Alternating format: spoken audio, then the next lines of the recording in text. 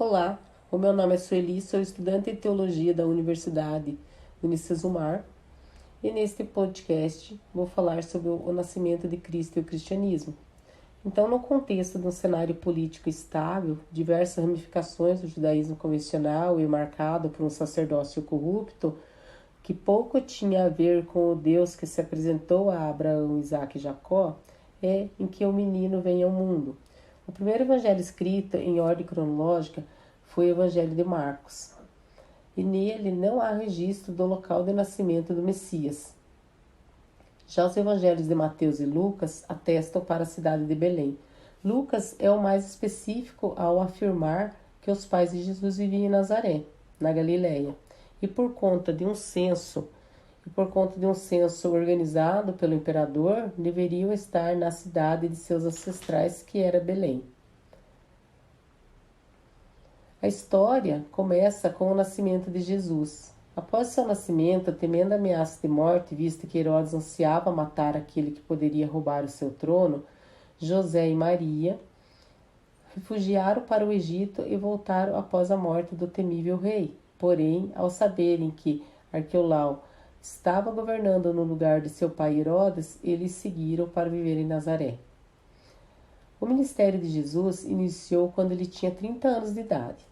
Jesus sempre se apresentou como o Messias. No entanto, sua postura e forma de ser não era compatível com o Salvador que os judeus esperavam.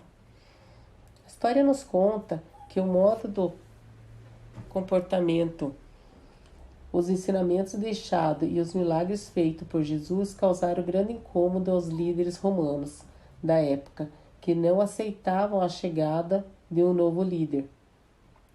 Ele afirmava que o seu reino não era deste mundo, por isso foi desprezado e junto para si uma parcela significativa de inimigos, que ia desde os saduceus, passando pelos fariseus e os romanos. Jesus era visto como um blasfemador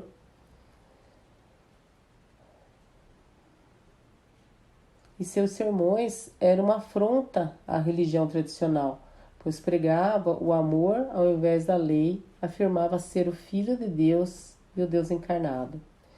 Jesus foi preso na temporada das festividades da Páscoa judaica, mas não existia uma acusação formal direcionada a ele. As acusações feitas por Caifás eram de ordem religiosa. A ressurreição aconteceu 3 dias depois da sua morte. O acontecimento que mais tarde deu origem à Páscoa cristã, época do ano em que se comemora o renascimento de Jesus.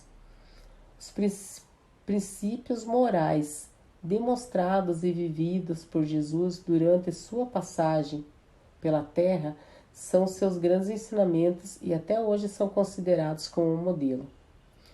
O que influenciou o cristianismo e seu desenvolvimento foi o nascimento de Jesus Cristo, dando origem à democratização do cristianismo. Então, falando em democratização do cristianismo, vamos esclarecer o que é essa democratização do cristianismo. Vemos que democratizar é o ato de tornar acessível a todas as pessoas e classes.